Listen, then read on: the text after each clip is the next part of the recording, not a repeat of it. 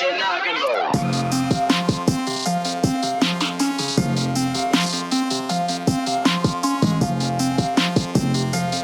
And we're back. KTCR, Kill the Cat Radio. Because we killed the cat? Curiosity. But satisfaction brought it back. So here we go again. Season 1, Episode 5. Doing a little excavation. You see, I was living in Paris about 2 years ago. Just stopping in. And I ran into one of the greatest painters of our time. His name's Ealy. Now, how did I meet a person like this? I believe we first crossed paths in 2015. I was riding in a bar in Paris. A man had strode up to the bar, jean jacket, completely splattered in paint. I was new in the city and certainly shy. He noticed me, I noticed him. He spoke straight up English to the bartender lady, and she smiled right back. In the most friendly way, I said, "Hey man." He looked at me oddly. "Do I know you?" he said. He did not, but that accent, with the attitude and the demeanor, it seemed so familiar. He just seemed cool. Turned out he was an expat painter who had been living in Paris for over 20 years, Texas-born, stateside raised.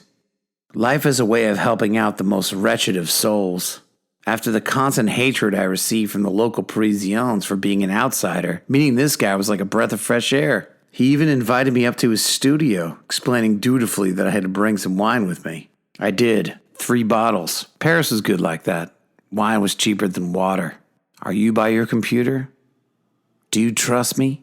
Then before you start this podcast, I want you to type this name right into your search engine. Ealy. E-A-L-Y-M-A-Y-S.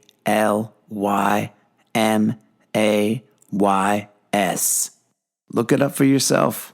Artist, traveler, philosopher, Texan. The next 2 hours are a blueprint for what it's like to actually hang out with the painter Ealy and drink wine with him. So, do you have a little time? I hope you do, because here we go. So we're just going to start slow, but here, first of all, let's cheers. Nastrovio. Yeah, right. Sir, thanks for having me over. Appreciate it. So here's the problem here in the arts. You gotta have equity with people before you jump into. You have to have equity. You know equity? Yeah. Equity is equity. And a lot of people that get into these things, they don't have equity anywhere. Yeah. None. You know, and you're just not going to, can you check out my sketches? So here's New York. New York says, get out of here. And hey, when you got something, come back and see us. But Paris is different. Paris is like, it's so old and funky. It's like they go around in circles. You're not Picasso. Well, fuck Picasso, you know. I like the American school. You know, I like Bubba. Bubba who works in the factory. Right. He's a better. Look at our comic books. You know, that's they're better than Michelangelo. This is where I beat the gallery in New York. The Black Spartacus, I wanted to push that in the show. I don't think she even showed the picture. Okay, I said this is $1 zillion. You know, New York Giants players, everybody wants this picture, and then finally she sells it. But I did one called Looking for Vladimir, which was the richest, the Russian dude that owns the New York Nets. I was trying to find him over in Brooklyn, and everybody's looking at me like it's an impossible thing to do. No. People are approachable. It's one thing, it's like I always say, hey, hi, how you doing? Like the Finnish people you saw. Sure. And with today's technology, most of these people don't know hey, how you doing? Yeah, I'm talking to you. Okay. Technology kind of separated people. Yeah, exactly. Big time. It's organic. So. She's cool. She's a trust fund baby, but the thing about it was she's not used to the artist telling her what to do. And I realized that, and I kind of backed off, but she gave me the utmost respect because with my credentials, they laid the carpet out for me. They didn't know how to really, I wasn't hungry enough like the young group were. They used to call me old school. And they smoke all that weed down there in the bottom of the, but I couldn't smoke my cigar. No old school. Yeah, all right. But it was an adventure. But still, yeah, I'm a relic from the past. You know, I'm from the '70s. I mean, that's when I came out of high school. In those days, polyester suits, bell bottoms, and we talked on the CB. You know, Negatory, Breaker, 109, Candyman. It was very romantic. I'm just talking about generational glitches. I've met a lot of young artists who tried to imitate Basquiat. Actually, I didn't even know who Basquiat was until I got to Skowhegan, and I think we were the first to view the movie. Andy Warhol was played by David Bowie, but it was an interesting movie. But Andy Warhol reinvented himself in the art world by getting a street artist. Okay. And very smart, tactful move. But at Skowhegan, I met a lot of great ones. Nan Golden, Jacob Lawrence, who I got to know quite well, especially there. Then there was Gary Hill. Mm-hmm. Yeah. Gary Hill gave me the opportunity, the contact to go from Skowhegan to the City Desire International Artists here. And that's how you got hooked up with the City International. Exactly. And because you've had a pretty wild trajectory. I mean, like from what I'm reading here, I mean, you went from Wichita Falls, Texas, to Dayton, Ohio. Yeah, well, that's one thing I love my dad to death. He was a doctor, medical doctor, and it was he was the principal of a high school down there, West Texas. Wichita Falls is 11 miles to the Oklahoma border. So in those days, 99.9% of the black doctors came from two schools, Howard University in Washington, D.C., and Meharry in Nashville, Tennessee, because the white schools didn't accept black doctors. You got it? That's simple. So we had we had our own things, okay? And the scourge of the black families today, we didn't have that. We had our own communities, okay? And then Big Brother was brought in with the Great Society with Lyndon Baines Johnson. If we get the man out of the house, the good big government will be your dad. So waiting for the that now it's approached every family. It's not just black folks, white folks, Hispanic folks. Big government. Yeah, don't be dependent on it because they call it democide. Last century, government killed, I think, something like 400 million people. Government has a way. The word is called culling of the herd. Okay, so when you know how that tomato is grown or what how the meat is processed. This is what the farmers were always a great institution in any country. So my dad, he was accepted and he went to Howard University. They had saved up.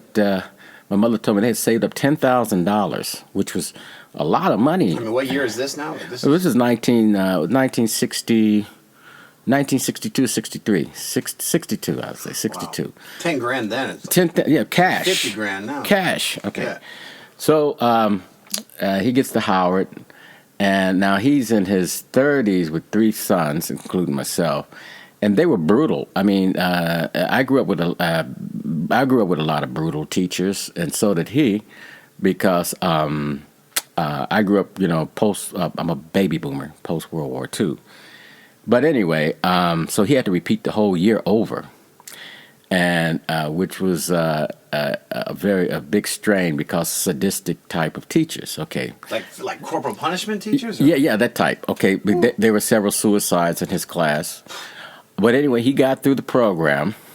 And how did we get to Dayton, Ohio? There were 3 cities he was thinking about going to: Minneapolis, Minnesota, Houston, Texas was on the top of the list, but in 1966, '66 or '67, Dayton, Ohio was one of the best places to live in the United States.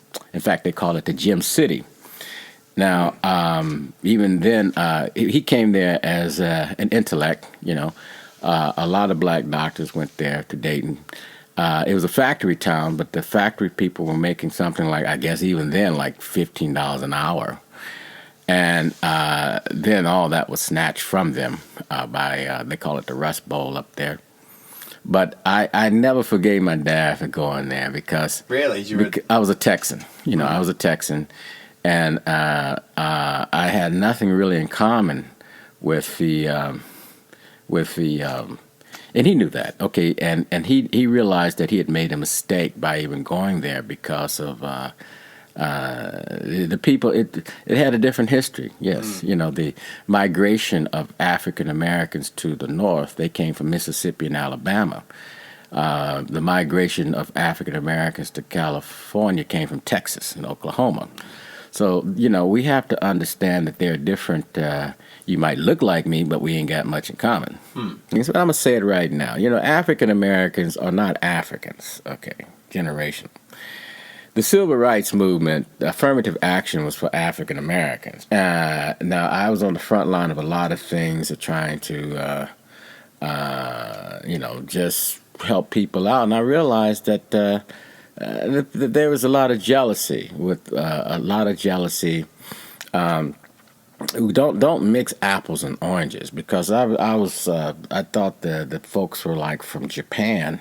Hey, where are you from in Japan? No, we're not Japanese. We're Korean. You got it. So it's like Vulcans and Romulans, an offshoot, So.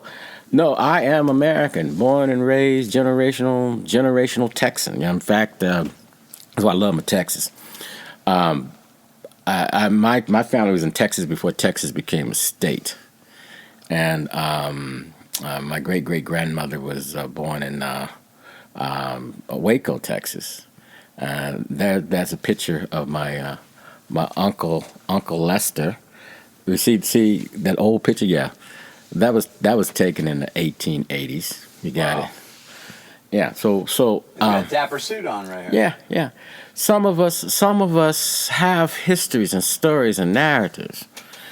And I, when you're talking about dream children coming over to America, wait a minute.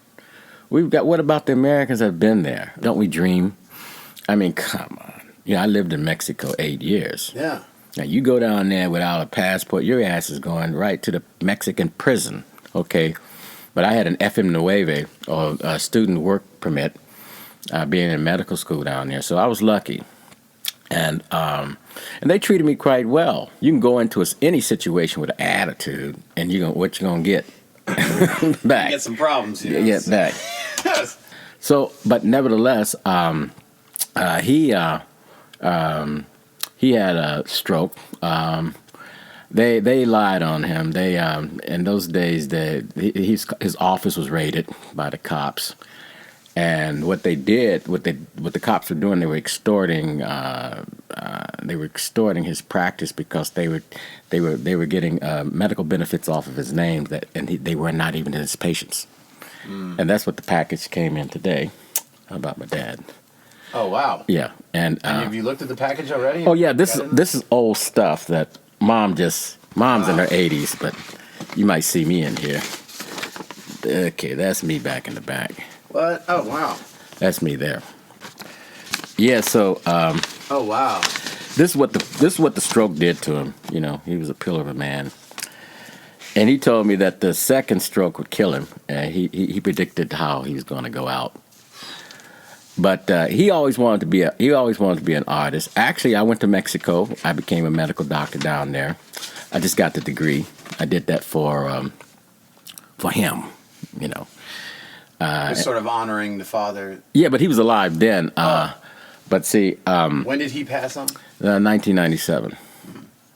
1997. And then right after his funeral, I came to Paris. Can you talk about a little bit more about what? Yeah. Well, see, this is interesting. Where everybody's affected. They tried to get rid of the. Now he did house calls. They tried to get rid of the primary health care doctors then. Okay, so Big Pharma could come in. The pharmaceutical companies are killing a lot of people. And then all of a sudden, in Dayton, well, it was a good place to experiment on, let's say, factory people. There was a pharmaceutical shop on every corner, like overnight. They got rid of all the primary doctors so they can come in, Big Pharma. The pharma, not the drug dealers on the street, the pharmaceuticals, they kill. Now, I realized that what they did being here in Paris, it's big money in pharmaceuticals. In the States. Yeah. Big business. It's not called healthcare, it's ill care. It's true. Ill care, yeah. So your body speaks to you in many ways in one, and you don't know how they're bombarding us now through chemtrails and all that other stuff.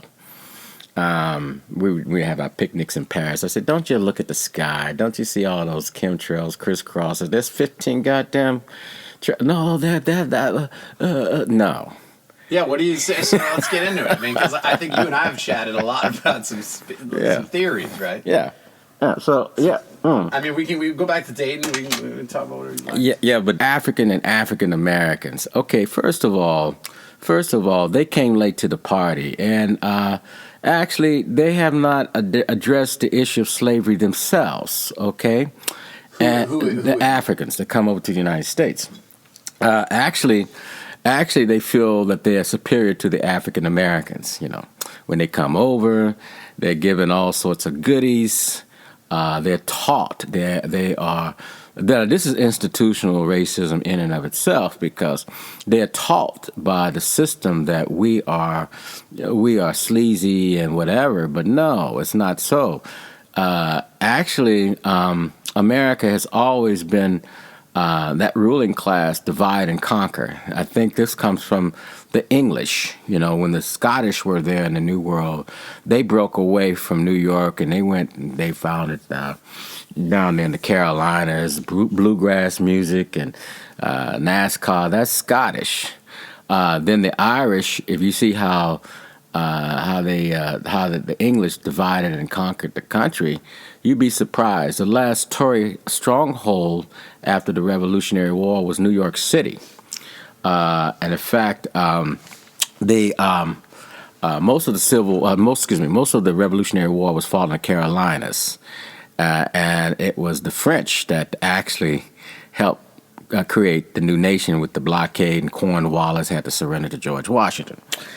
Now, the issue is slavery. Okay, now slavery is something that was 400 years ago. Yeah, if you live in certain areas of the United States, you're going to be victimized by the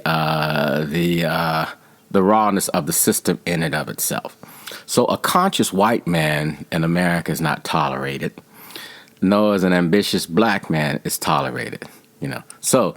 That's an interesting situation, because if you say the system was geared toward you don't want to rock the apple cart, but see, there's a lot of racism in the North. I've never been stopped by a police officer in the South. Always in the North. And always in the North. And in fact, what I observed in New York City was that, no, I'm not fitting somebody's narrative, your narrative of what I'm supposed to look like and act like. That's not me, and in fact, a lot of people, and I think that's one of my biggest weapons when you underestimate me. And by underestimating an individual, you're gonna have that's when you get set up. You never underestimate anybody's intelligence. Mm-hmm. And actually, this was played right into antebellum slavery, where I paint mammies and those type of things. She was like iconic, like Paul Bunyan, Davy Crockett, and that type of thing. But she was in the house, and when they was discussing business, oh hell, she don't know nothing. She was sitting there listening to you. But learning the ropes. Learning the ropes. Now I did a painting called "I Can Paint Mammy, But You Can't." So here's the United States. If somebody whites paint Mammy, racist, you know. Now, first of all, everything ain't racist. Okay, everything's not feminist. Everything's not sexist. Everything's not anti-Semitic. I got gay friends, you know. We laugh. I said that to my friend, they're gonna have gay pride next month. What you got? He said, "Hey, I don't need that. I don't need have gay pride. I know what I am. I know what I am. Like I don't need African American History Day. I know what I am. You know. I mean, it's just another money making scheme. I mean, if there's two consenting adults, you know, I don't give a shit."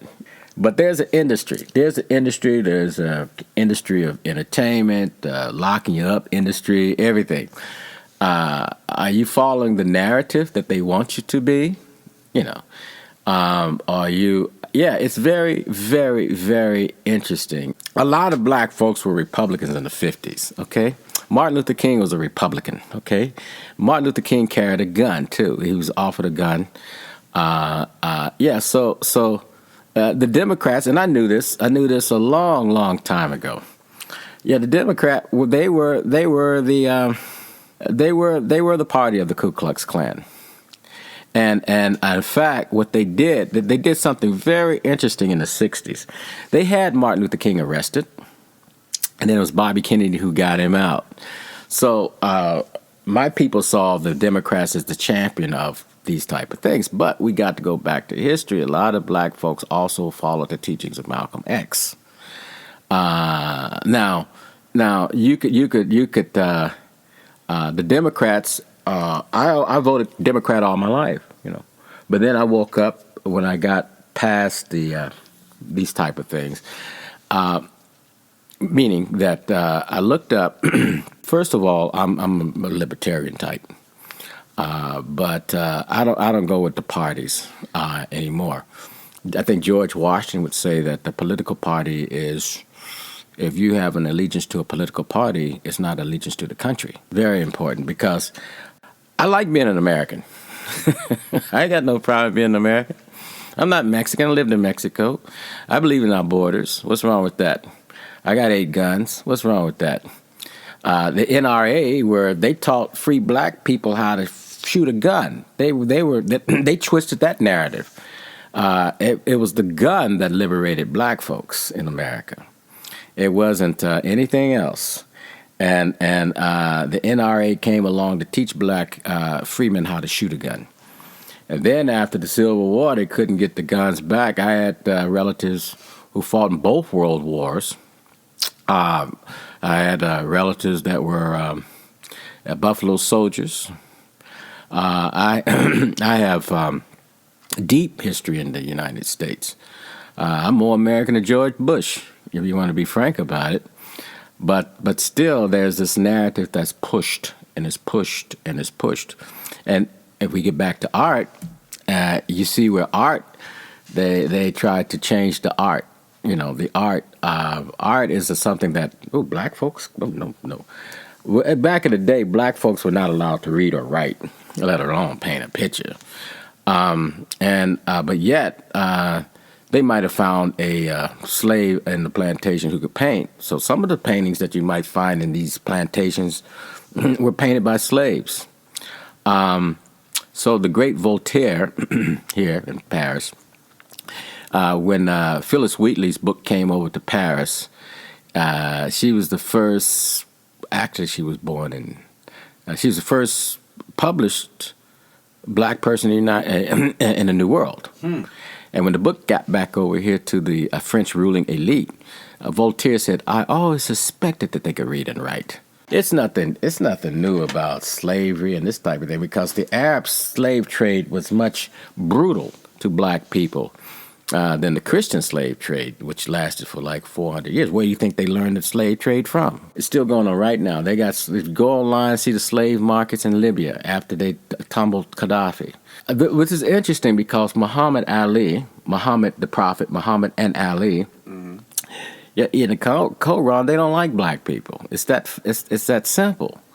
But yet, you sit back and you say, when people don't know their history and you tell them their history, they still don't want to hear it.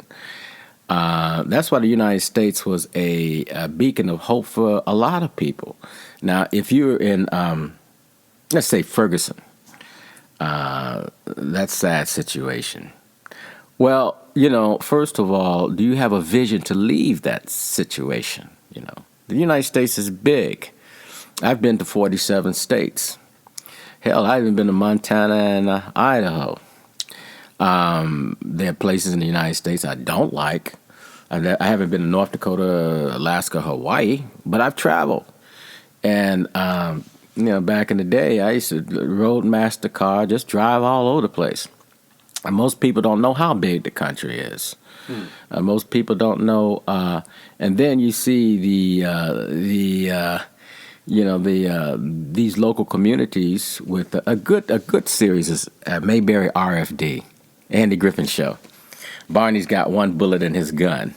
Andy doesn't carry a gun. I said, Barney, give me that gun. I lived in Oakland, heart of Oakland. I lived in Guadalajara, Mexico, Dallas, Texas, Houston, Texas.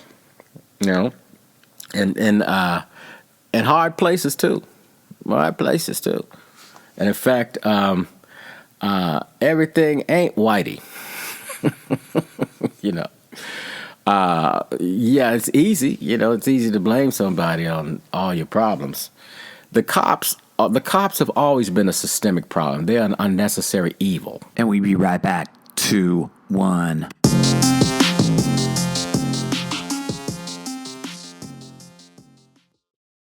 Killed Cat Radio.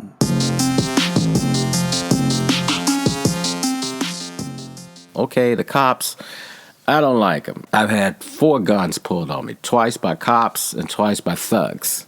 Okay, but the cops could always get away. What happened to policing in the United States? When the policeman walked the beat, he knew the neighborhood. He was local. He was local. Yeah, local. Now they have weaponized the cops. Actually, my grandmother told me that always keep a book in your hand as a black male, because if you had a book in your hand, the cops won't be so quick to stop you.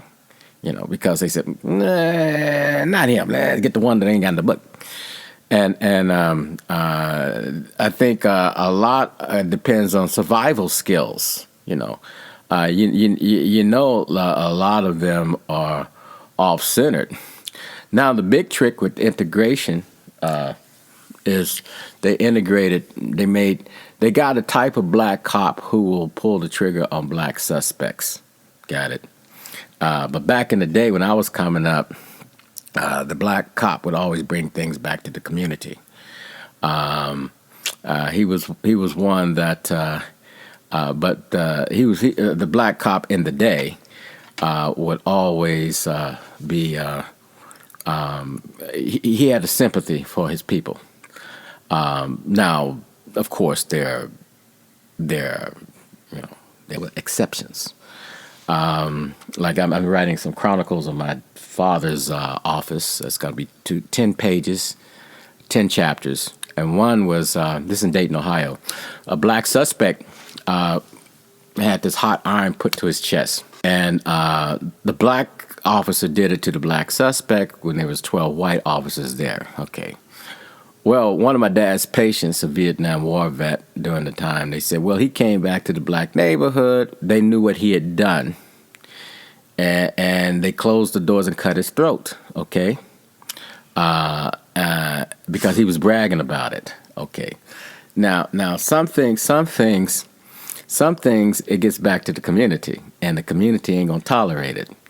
And this is the difference between, this is the age of creating a lot of jellyfish people too, meaning that some things you just don't do. Now, again, I'm not knocking the African diaspora, but they've got to realize you can't steal our thunder as African Americans. we brought you Martin Luther King, Malcolm X. We brought you Willie Mays, huh? Blues music. Me. So I remember I had a show. My friend said, listen. I got a painting on every continent of this planet, including Antarctica, because I knew an oceanographer. He took it down there. I wanted a friend of mine. Okay, this woman was the daughter of the president of Senegal. No problem. I opened up my studio, the other one I had, and she came. She was in her 80s with the entourage of, distinguished African folks. I never sold a picture to an African ever. Okay, so I thought this would be the time I get a picture on the continent of Africa. And she came, and I had the wine and the cheese. Everything was on the table. They looking at my pictures, and they said, brother, we see where the energy come from, brother. It comes from Africa. I said, no, it don't. It come from West Texas and Louisiana. Now, give me my wine and get out. First of all, I'm not going to be the entertainer. I did a painting called I'm the producer, I'm the actor, and I'm the director. And you're not coming to buy nothing, Hey, you got to go. You wasted my time. Exactly. And you're gonna insult me? No, this comes from African American energy, And now, I was harsh. It was a situation where there was a resentment to African Americans. Like you saw like more of the African nation looking down at you because you were an American. Exactly. And then the game is played over here with the French. They tell me I don't play that game. They come to me like and they talk about them, trading places. But no, this is if you're not gonna, I'm not gonna feed you, show you art, give you drink. I got tired of it. I just went off. I said, get out. Okay. What in the world drew? How did you get to Paris? Number one, and number two, how did you stay in Paris? Well, that's two great questions. Well, I was engaged many times, but I met my ex-wife was French. We met in Guadalajara, Mexico, and she wouldn't leave me alone. But I was doing more in the art world and medicine because I was always mingling with the artists, and I took a couple of big exhibit prizes in Mexico. They didn't want to give me the money because they thought I was from Gringolandia, So anyway, she found me interesting. We made eye contact, and then we I got married. In Mexico? In Texas. The judge looked like Roy Orbison. He says, do you have the ring? Which I didn't have the ring. She said, oh, how cheap. I said, well, we can go to Las Vegas and get a divorce, So nevertheless, we lived in Oakland, California. And I remember tough Oakland, that's when they were teaching you phonics, the is you is, the is you ain't, And I was helping with writing it. Well, anyway, the French, she was at the East Bay School there teaching French and English. And now here you go. This is systematic racism, okay? They had the Oakland fires, remember, in Oakland? And this rich white lady had invited all the French teachers up to her brand new house that was rebuilt from the fires. And she didn't know where I was from. She thought maybe I was from Martinique or Guadeloupe or something like that. But I could put a pat on the French back on this one because she was talking about, and those people, talking about my people, and those people down there, the heart of Oakland. She's up in the mountains, living very plush. And the French didn't agree with her, which, was like, hey. But I was over just, She didn't know where I was from, and then when I opened my mouth, she's like, "Oh, busted! I've been busted." Yeah, I mean, so they want to. Yeah, I would always go to the hardcore Oakland, and they want to know more about American culture, the French that were there. I said, "Okay, well, I'll take you to a place called the Serenada over near in Oakland," and when I brought them there, the owner of the club, super black established, "You bringing those motherfuckers in here?" Then I said, "They're French." "Oh, that's different." Okay, so a little French respected even in Oakland. Yeah. So I never knew they brought out champagne. They even had champagne in the place. And so that became like a little French hangout place, And that was being a goodwill ambassador. They want to see some American culture. I thought they weren't ready for it, but okay, they were cool. Then we come to Paris. I got my carte de séjour right off the bat, which is a card of life, kind of like a green card. Most folks would have a party once they got it. Especially then, I began to realize that the French are interesting. Well, I'll get to them in a minute. But then we got my kid was born, and that's kind of what kept me in. That kept me in France is my daughter. Because, like Jerry Springer would say, "Are you a French person whose daddy left you in the States? Contact us." I couldn't see myself all that. So, well, she had put me out. Once the baby was born, I was put out in the middle of the cold. I was going to ask you about, I was about to say that. We had some conversations about this. But I survived, and that's because I was a Boy Scout once. I sat on the park bench with another American who'd been kicked out by a French wife. And Here in Paris. I won't throw him a jag because this is an interview about me, but he's got a nice bar here in town. Anyway. And it was cold. November cold, still sky. By the Notre Dame. I said, "Now look at this shit." I said, "I'm looking at the vagabonds." I said, "They getting some food somewhere." So I said, "I follow one of them. Like a military, just follow what they're doing." And so I followed them. I found out where all the soup kitchens were. I found out that they opened up certain metro stations to stay warm. I survived. And then I remember my ex-wife said, "How did you still here?" Yeah. Well, she wanted you out of here. I'm still here. And under the French Republic, I have rights. And I have a daughter of the Republic. She is French. Now, I can go back to America. We do have more material things than you have. And we do stay open 24 hours. Ooh, yes, we are number one. Now, see, in the French culture, I'm not knocking them. In the French culture, they respect 5 countries. I guess Germany, England, the United States because of our mere size, and Japan, maybe the Scandinavian countries, but the rest of them they think they're inferior. They have a superiority complex here with every goddamn thing. They think they created this, they created that. No, you didn't. No, you didn't. You have to bring down. You have to bring down people and their bullshit, their frequency. I've lived here long enough to see the frequency in this neighborhood. Actually, for years, I've been here for 20 years in this building right here.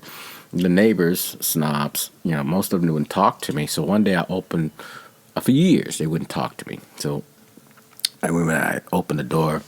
There was one old lady, she had fallen down the steps that we come up on, She must have broke something. She's looking at me now like, now you need my help, don't you?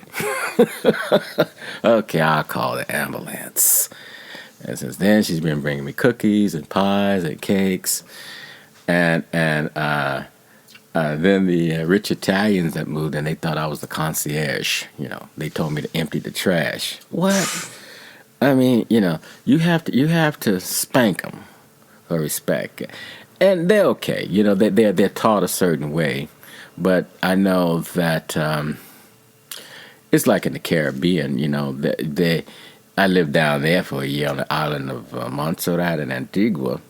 You just knew if the hurricane was going to hit, they're going to come out with the machetes. You got it? That's why I like to have a continent that I can, walk across.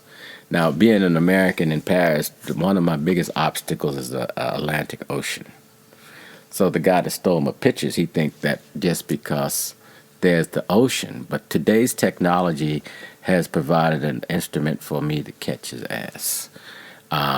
Who's this person? No, wait, another person stole some of your shit. Well, this is the one that got those 2 websites up. And no shit. Wait, that guy. yeah, and White Wall Magazine. They when you got somebody who's arrogant, just super arrogant, it's more complex. But anyway, somebody who thinks he's clever. He went to a business school. Well, he always needed my contacts. He never brought me a contact, He never brought you anything. Yeah, well, he it was always always about what he was going to get. Yeah, my contacts. Yeah. So it took me a couple of years to patch up some of these contacts. Some of these billionaire type of people. They never liked him in the first place. I mean, they told me, what is this? I mean, Who the fuck is this guy? How do you meet people like this? Yeah. And I hope he hears this broadcast. Because I hope he does too. Fuck him. Because right now there's a lot of people that are angry, and this is a case study for young artists who get ripped off. They could use my situation because I'm like an octopus. I got my tentacles everywhere, and I don't mind. This is what I chose. I take the good, the bad, and the ugly with this art stuff. But at the end of the day, I still control my own narrative. Like I'm still free. And it hurts that now if you buy a piece of artwork and you don't have the paperwork with that artwork, it goes down as stolen if the artist is around. Now, so you might say, oh, so this guy has gone to other galleries trying to represent me, who I knew these galleries, like in Chicago. They called me back, and yeah, unbelievable. Who the fuck is this guy? I wrote it down right here. He even put his address. He lives in Washington Circle up there. How did wait here in Paris? In New York. Whoa! He's in my town. That's right. And he's so arrogant that he put his address. He put his address. If you want to buy my artwork, what the hell? Even this picture. You see the picture of me? Yeah. With the tan right there? Yeah. That picture was in the Louvre. He stole that. You see that exposition right there? Mm-hmm. Yeah. Yeah, that was in New York City. Well, he took all those pictures, and because I thought he was going to pick them up for me, somebody else tried to steal the pictures. One thief to another thief. What? He took this one here? Yeah, That's yeah. one of the best ones. I mean, I love this. And you know what? You know who a federal prosecutor owns that picture. His name is Larry Thompson. Okay, he was appointed by Reagan. He was head CEO for Pepsi Cola. He wants his fucking picture. Okay, so he said, anytime you want me to activate this, this is how deep this art goes. Okay, I mean this guy. We were good friends in Paris, but he studied me, thinking that, and I didn't have any money then, so he figured that I was broke. I could never get my shit back. And that's the story of an artist, like a lot of great ones. After when they were dead, I got to stick around to see, just at least get my narrative out. And to some degree, it's not always about me, because I could get out on the front street and say firebomb in the Babylon mine. No, but I can't do that because I know I have too much information just to go like that. Get shot on the streets of some bullshit protest, because the protest is with this technology now, you goodbye a CNN. Goodbye, all you fucked up people. You got it? You're not better than I am. You got this confidence game going. These people, these are psychotics, not psychopaths, psychotics. When I go into, when there's a good understanding with a lot of, we help out each other right now, but there's a good understanding when people come and they come into the artist's domain, they come to buy something or something. Well, cool. Don't waste the time. I got relatives that got paintings from me, and I promised my mother I'm not going after them legally, because they family, but they rats, Oh. I mean, they rats because, they didn't know what they have, and yet they were supposed to hold on to the pictures until I get back and whatever. But That's a lot of betrayal, and whoa, that's I've had a lot of betrayal in this stuff. Too much. All through the arts. That's so bizarre. That's something that would be. I mean, I'm not trying to sound naive because I'm not, but it's just painting, man. And it's beautiful. It's images that are gorgeous, right? Yeah, but and you're chasing the gorgeous image, and yet people are just making it so ugly by stealing. Well, here's my unique situation. I cross decades. I cross decades. I do write. You see my bags I got. I'm right. I do write. One artist, famous artist friend of mine, he said, "You can't write your I can do it all because I'm a Renaissance person." I've got a degree in chemistry, biology, medicine, a minor in African American history. So I'm not gonna sit here and be controlled by what I mean, yeah, I got a mouth on me, but I can back it up. I can back up a lot of stuff. Like for example,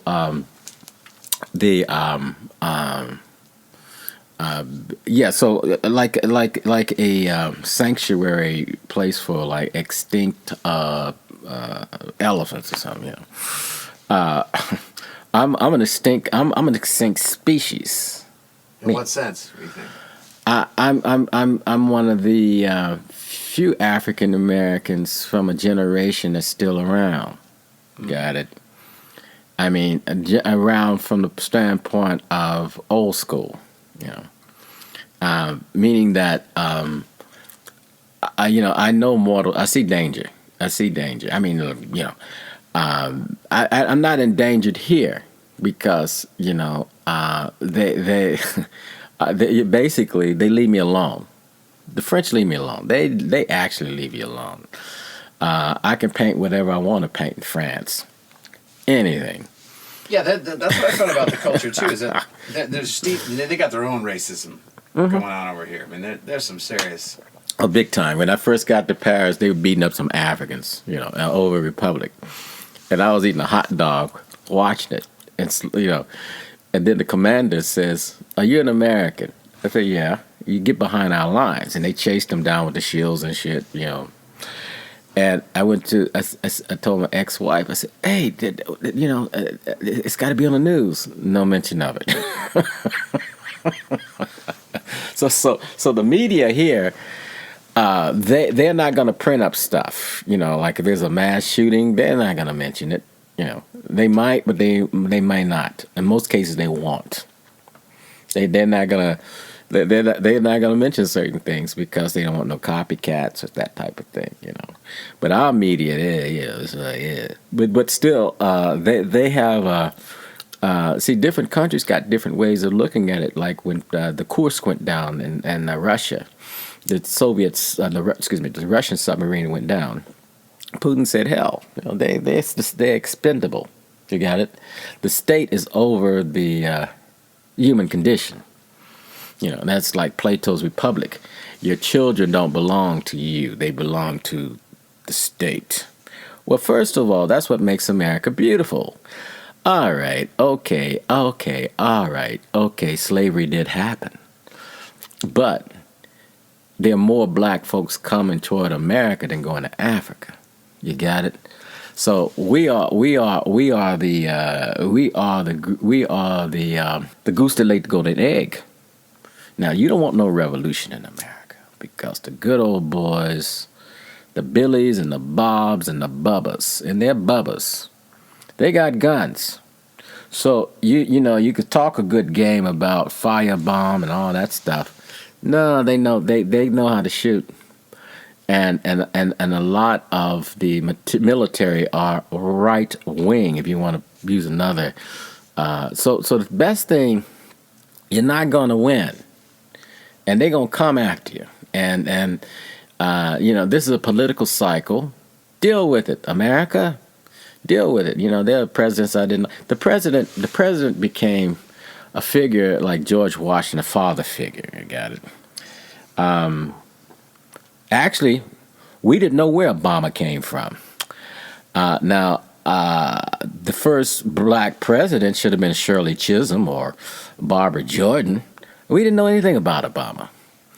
And the thing about it, we didn't, it's not maybe politically correct to talk about this, that, and the other.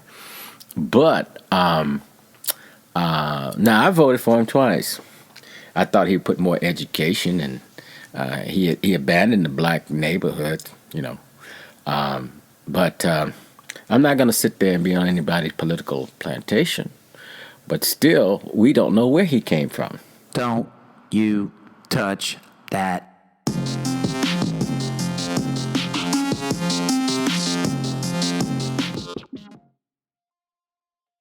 Killed Cat Radio. And We really didn't. In what sense? Like in the sense that he's not American, or in the sense that he was a tool of the political game? I mean, like, what do you mean by that? There was a great movie. Frank Sinatra was in it. It's called The Manchurian Candidate, or you call it a sleeper cell. Nikita. The Nazis had the sleeper cells, in Hitler's Jugend. Before that became really established, they had sleeper cells in the Scandinavian countries when they were like little boys, like 8. And once they matured to 16, their job was to take over the country. They could speak the perfect English, the perfect this, the perfect that. I saw little glitches myself. There's no conspiracy thing, whatever. I just saw things which just didn't. Oh, about Obama. Yeah, that just didn't match up to soul brotherness. Soul brotherness. You went overboard dancing and that type of shit. Singing at funerals and shit. No. And yet, I can't go down that route because with where I've been, I know the doctor that delivered me, Dr. Fuller, in Wichita Falls, Texas. I know the room I was born in. I know the time I was born. It was Dr. Fuller who hey, my birth certificate is transparent. I got it right over there.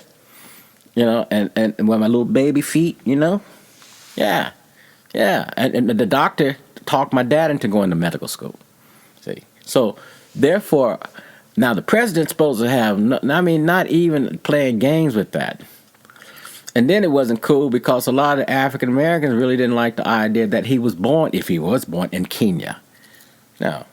And they say, well, no, he wasn't born from a black woman. Got it? So he's half white. I don't care about that. Both of my grandmothers are mixed. I'm mixed, whatever. I don't care about. But your mother. So you can't say you're the first black president. Come on. I'll tell you, a lot of these theories, and that's one of the reasons why I wanted to interview is because if you're in the States right now, like, and if you were to talk to people, African American people, white people, you can't even have conversations like what we're having. First of all, I'm serious. I mean, like, I couldn't be having this interview, and if you were to say the things you were saying, you would be judged immediately. Well, fucking judge me. First of all, fucking judge me. I'm 60 years old, and in fact, I got a very beautiful following of old school collectors. Okay, I got Russian collectors. I'm a global contemporary painter, okay? But when I'm in the United States, yes, I'm an African-American painter. If I painted a little black dog, okay, in France it's a dog, but in the United States it's a black dog. So, There's a catch-22 in this because as also having call it baseball, I'm mixed with three different groups. Me, okay, of course, African American, Native American, and also white folks' blood. Now, baseball, all bases covered. Okay, now. When I graduated from Wiley College in Marshall, Texas, the oldest black school west of the Mississippi, they did a movie with Denzel Washington called The Great Debaters. I graduated Sigma Cum Laude, 3.9. All right, 99.9% black school. I was class president twice. When I graduated, I didn't realize I had white relatives that came to my graduation. And so they were from Cognac, Texas. Okay. And one of the funeral home directors said, boy, he had all this gold on him. He said, my grandmother never told me that was our relatives back there. But they came to celebrate my graduation, and they told me that if I ever wanted to get into the funeral home business, I would always have a job. You're like, I'm good. I'm good. But African Americans in the United States, especially South, we're kissing cousins. You don't know who you're related to. And for me to just say, no, I don't see it that way. I don't see it that way. And for your survival, anybody's survival, you're gonna die the way you look. But you can go down the path of anybody, of hatred, of those things, which you can never change. You can't change it. A lot of people make business off hating folks. My goodness, you got a big old car outside just spilling that shit, and so I did a painting called Race Pimps.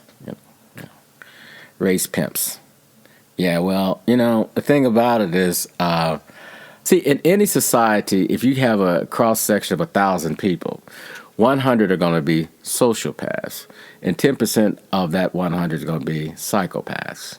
And with the infusion of a lot of electronics, we're entering the age of psychopaths. I mean, if one studied how the rise of Nazi Germany started off, there was a book I read when I was in elementary school. It was called, and my teacher was like shocked that I read it. It was called The Profiles of a Psychopath. How Hitler, Goring, Himmler, and what's the other one? Goring and Goebbels. Goebbels. They all came together. At the crossing points at one point.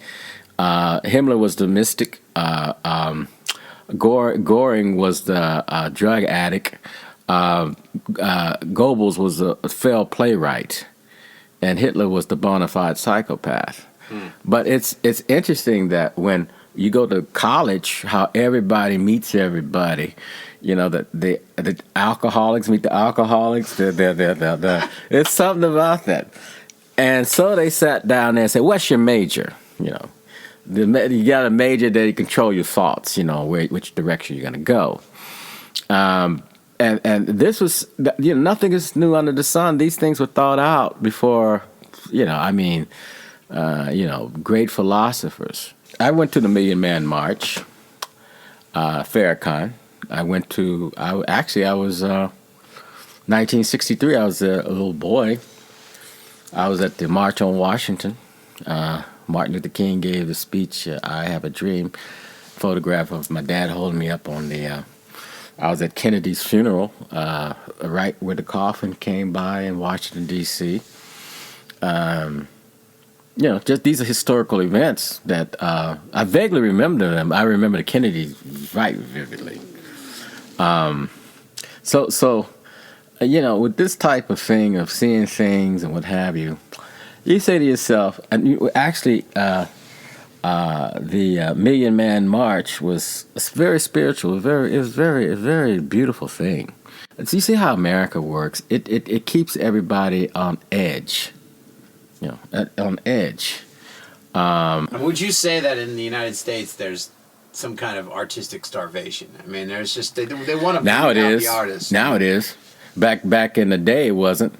But I'm part of that. Hopefully, I'm part of that Renaissance surge. Like now. Yeah, now. But you're saying what time was good for an artist to be in the United States? 30s, 40s. Okay, what's his name? Thomas Hart Benton. You heard of him? Oh yeah. When they were painting the Great Depression and these type of things. I painted when I was a little boy. I knew what I wanted to do then and now. Sometimes, you're lucky, people are lucky when they find their passion. Nothing beats a passionate person, then they always say you fake it until you make it. Like the guy with the business suit, he's got a briefcase. He might have a tuna sandwich in the briefcase, And that's what you got, even in the art world. It ain't shit. You know what I'm looking at, what you're talking about, there's something about the cough in the room. Then somebody else coughs. That's the art world, It's like, I see. But we got a problem. He's still alive. We have to pay him. Yeah, You might have exactly. to actually give him money. God forbid this. God forbid. Don't let him live. God forbid he's got passion. That type of shit. So you sit back, and I see a lot of young people who, they have to be. You imitate, you initiate, and you create something. I don't have to sit there and I had a bunch of dumbass art teachers, and I think I got 3 Fs in high school, 2 in art, and 1 in mathematics. Okay, all right. And you became a doctor, and then became a painter, a serious painter in Paris. Yeah, chocolate renaissance. I mean, I'm not gonna. Somebody gonna tell you what to do. See, to be free, you have to control. You have to at least control 51% of your narrative in life. At least, after the tax man, after the divorces, all that. If you can control 51% of who you are, you're free. I think I'm at 60%. I can go down the rabbit hole with pictures that I've painted through the years, and I know who stole which picture and those type of things. But nevertheless, people make a lot of money, but they're not free. Like Beyonce, shake that butt. If you don't shake that butt, you're not gonna get paid. And it's something. Yeah, they came to me. They wanted me to be. I think it was Beyonce's. I'm not talking about her as a person. I'm sure she's a lover. No. But her manager talked to this guy that wanted to represent me in art, and I said, I'm not gonna be Beyonce's painter. You know what I'm saying? Who is she? I mean, if she goes down, they say he's Beyonce's painter. Hell no. I'm free.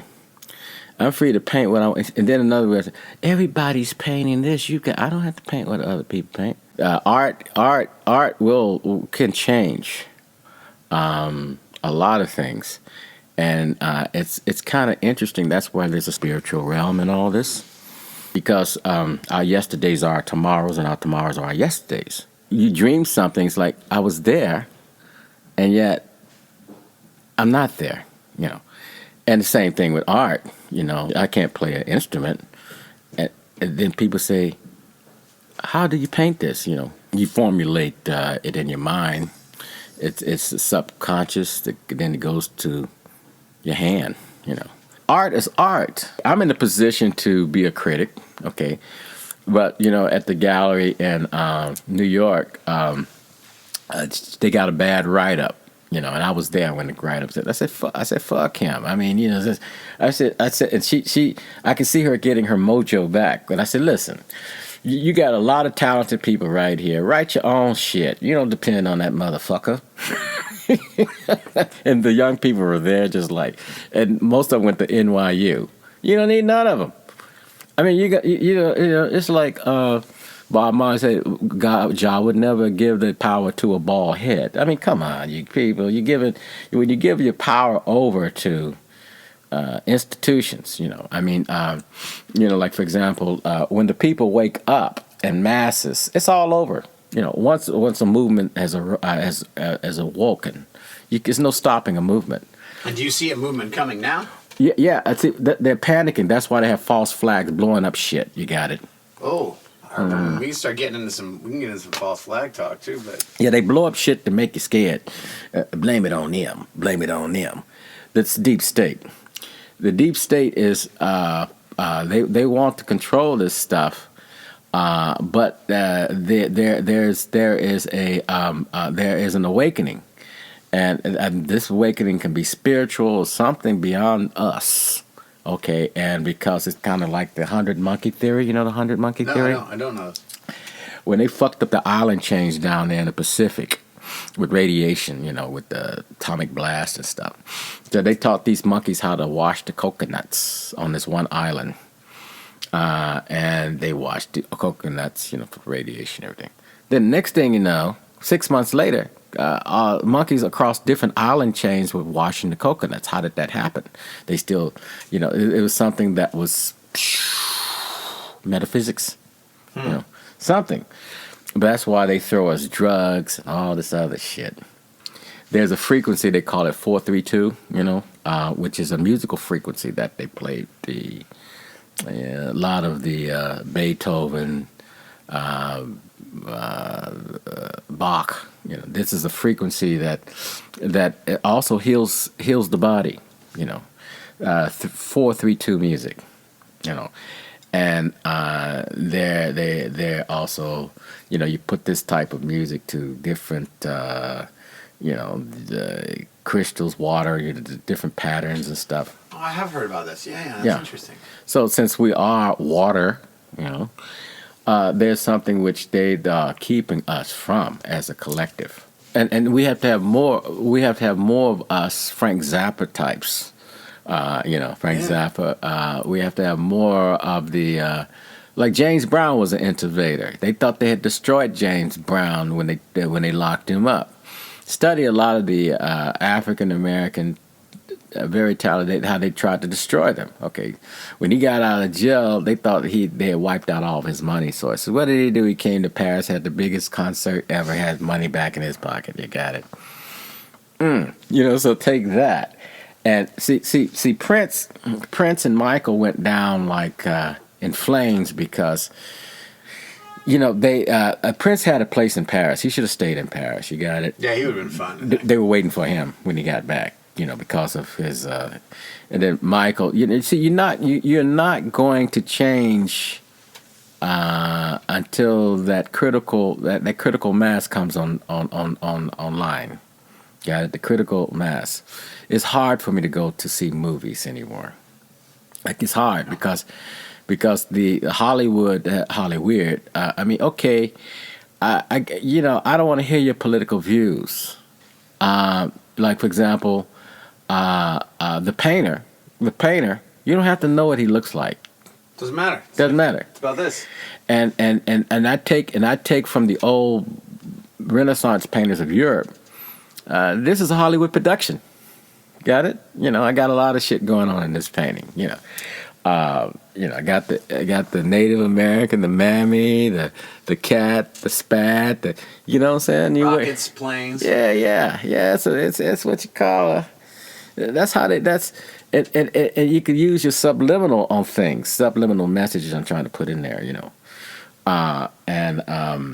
Like that's Texas mammy right there.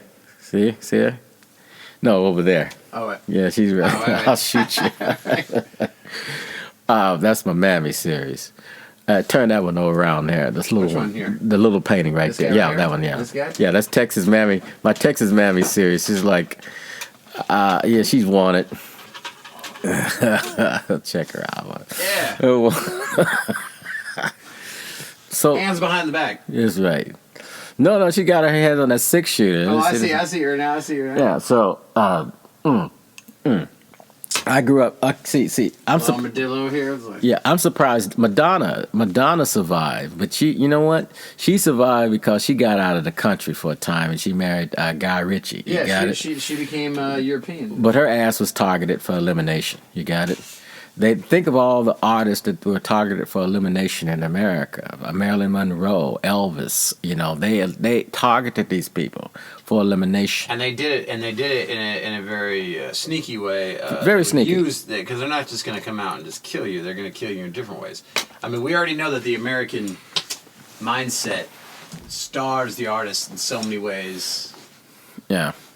I mean, not just physically, obviously starves them, but keeps them poor. What we have is a bunch of scared people who are dangerous. Well, I believe in countries. I believe in, as they put it, borders, language, and history. I believe in that because see, if one, let's say there's a shithole country over, yes, shithole country. It's kind of like being on a ship. You know, the water might spread out of one compartment into another compartment, so you close it. Okay, now, if you come into a country that's like I'm in France, I respect the French culture. Okay, I can take you a place they don't give a shit about France, but yet they're coming to a place that gave them hope. I mean, you know, it's weird. You know, you don't come and just spit on the place that, you know, which gives rise to another nationalistic view, a negative. There's a positive nationalistic view and a negative. You know, I don't want to see. You know, it's almost kind of teary-eyed when you see the death of America, Middle America. Got it. And Middle America has been diseased by a lot of sick ideas. Okay. And what are these sick ideas? Sick ideas meaning that you got to accept everything. You know, it's accept. You know, just accept bad behavior. I'm not accepting it.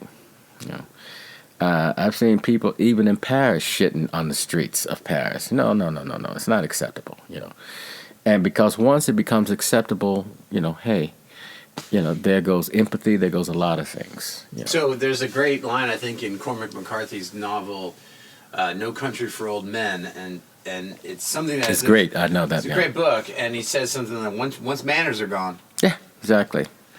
Because I saw the movie. I got Bulls on the loose. Yeah, exactly. You have to have something in place. Otherwise.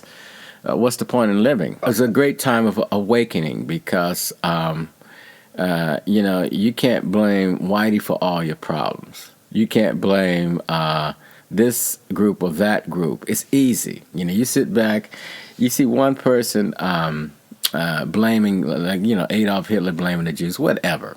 You know, at the end of the day, you know, you're going to live a miserable whatever, you know, revenge for the past. Everybody's got a sad past. Everybody, every group has a sad past. Unfortunately, one group knew how to manipulate other groups, you know, into this whatever. But the great thing is because information is becoming more available. They can't shut the internet down. The internet is, it was designed to watch us, and now it's watching everybody.